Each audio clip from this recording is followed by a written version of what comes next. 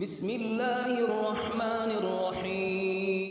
انسان جو اپنے بیٹے کو وصیت کرتا ہے وہ اس کے تجربات کا نچوڑ ہوتی ہے اور کمال محبت کے ساتھ اس کی سراسر بھلائی مقصود ہوتی ہے، اور باپ وہ وصیت اپنے بیٹے کو کرتا ہے۔ اور یہاں وصیت کرنے سے قبل کتنے پیار بھرے انداز میں، یا بنیا، اے میرے پیارے بیٹے، احفظ انی اربعن و اربعن، میں تمہیں 4 چیزیں بیان کرتا ہوں اور 4 چیزیں اس کے ساتھ جڑی ہوئی ہیں، تو یہ 8 چیزیں تم یاد کر لو۔ لا یضرک ما عملت معہن، اگر یہ تیرے عمل کا حصہ بن جائیں تمہیں زندگی میں کبھی نقصان نہیں ہوگا، زندگی میں تم شر سے بچے رہو گے، برائی سے بچے رہو گے، نقصان سے بچے رہو گے، تمہارا باطن تمہارا ظاہر اچھا رہے گا اگر ان 4 چیزوں کو 4 چیزوں کے ساتھ جوڑ کر کے اپنے عمل کا حصہ بنا لو۔ فرمایا ان اغنى الغنى العقل، سب سے بڑا غنا، سب سے بڑی دولت مندی، سب سے بڑی ثروت عقل ہے۔ اگر کسی کو عقل کا رزق دیا گیا ہے تو وہ سب سے بڑا دولت مند ہے۔ اگر اس کے پاس مال و متاع بہت سارے ہیں لیکن بے وقوف ہے تو وہ دولت مندی نہیں ہے۔ وَأَكْبَرُ الْفَقْرِ الْحُمْقِ، اور سب سے بڑا فقر اور سب سے بڑی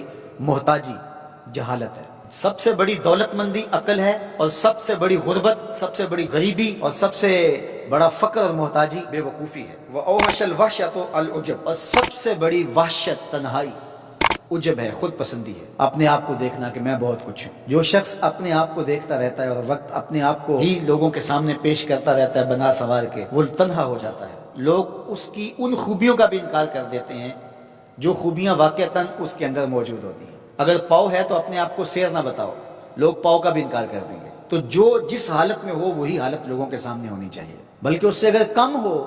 شیخ سعدی نے ایک بڑی خوبصورت بات لکھی کہ تم برے ہو لوگ تجھے نیک سمجھیں یہ بری بات ہے، لیکن تم نیک ہو اور لوگ تجھے برا سمجھیں تو کوئی فرق نہیں پڑتا، تم اللہ کی نظر میں نیک ہو۔ اس لیے تم اگر سیر ہو اور لوگ تمہیں پاؤ سمجھے تو کوئی فرق نہیں پڑتا، لیکن اگر تم اپنے آپ کو پیش کر رہے ہو تو لوگ تمہاری اس حیثیت کا بھی انکار کر دیں گے جو تمہیں حاصل ہے۔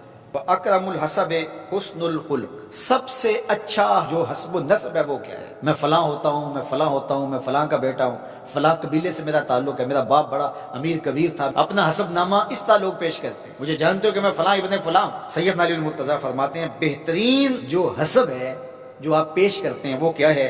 حسن الخلق، تمہارے اخلاق کیسے ہیں، تمہارا خلق گواہی دے گا کہ تم اچھے خاندان کے چشم و چراغ۔ مشکانست کے خود ببوئے نہ کہ عطار بگوئے۔ فارسی کا ایک مقولہ ہے کہ خوشبو وہ ہوتی ہے جو خود بتائے کہ میں خوشبو ہوں۔ خوشبو بیچنے والا بتاتا پھر ذرا سونگ کے دیکھیے یہ بڑی اچھی خوشبو ہے، ذرا سونگیے، کہا یہ بتانے کی ضرورت نہیں۔ حضرت علی المرتضیٰ فرماتے ہیں تمہارے خلق کی خوشبو سے لوگ سمجھ جائیں گے یہ کون ہے، تمہارے اخلاق اتنے اچھے ہوں کہ لوگ پہچان جائے تم کون ہے۔ تو بہترین حسب و نسب کیا ہے؟ اپنے بیٹے حضرت امام حسن رضی اللہ تعالیٰ عنہ کو بتا رہے ہیں، مجھے بتائیے امام حسن سے بہتر نسب اور حسب کس کا ہو سکتا ہے؟ رسول اللہ کی بیٹی کے بیٹے، امام الاولیاء کے فرزند ہیں، رسول اللہ کے نواسے ہیں، بنو ہاشم کے چشم و چراغ ہیں۔ انہیں یہ نہیں کہا کہ تم یہ بتاتے پھرنا، بلکہ کہا کہ تمہارا خلق گواہی دے کہ میں محمد کا نواسا ہوں، تمہارے اخلاق گواہی دے کہ میں نے فاطمہ کا دودھ پیا ہے، تمہارا کردار گواہی دے، تمہاری شجاعت گواہی دے کہ تم علی کے فرزند ارجمند ہو۔ اللہ اکبر۔ پھر حضرت علی المرتضیٰ رضی اللہ تعالیٰ عنہ ان چیزوں کو بیان کرنے کے بعد فرماتے ہیں یا بنیا، اے میرے بیٹے، ایاک والمصادقہ الاحمق، بے وقوف شخص کی دوستی سے ہمیشہ بچنا۔ فَإِنَّهُ يُرِيدُ أَن يَنْفَعَكَ فَيَضُرُّكَ، وہ دل سے چاہے کہ تمہیں نفع پہنچائے لیکن اپنی جہالت کی وجہ سے، اپنی بے وقوفی کی وجہ سے تمہیں نفع نہیں پہنچا سکے گا، تمہیں نقصان پہنچا دے گا۔ کہا جاتا ہے کہ بے وقوف دوست سے دانا دشمن اچھا ہے، تو وہ اسی قول کا مفہوم ہے۔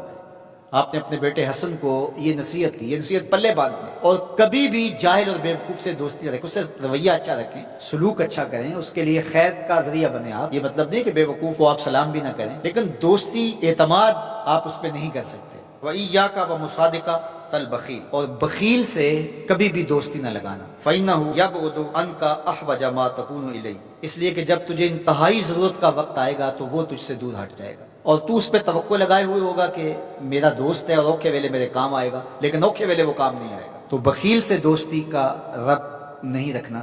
وَإِيَّاكَ وَمُصَادَقَةَ الْفَاجِرِ، بدکار شخص سے کبھی دوستی نہ رکھنا، برے شخص سے کبھی دوستی کا رشتہ نہ جوڑنا۔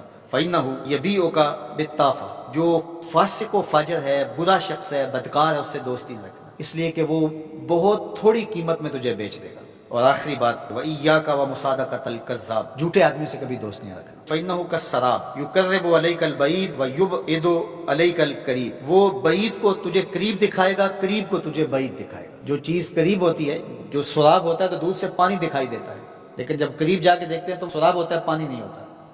تو کہا وہ بھی سراغ کی طرح ہوتا ہے، کذاب، جھوٹ بولنے والا، جو تجھے وہ نقشہ کھینچے گا جو ہوگا نہیں، تجھے وہ چیزیں بتائے گا جو نفس العمل میں نہیں ہوں گی۔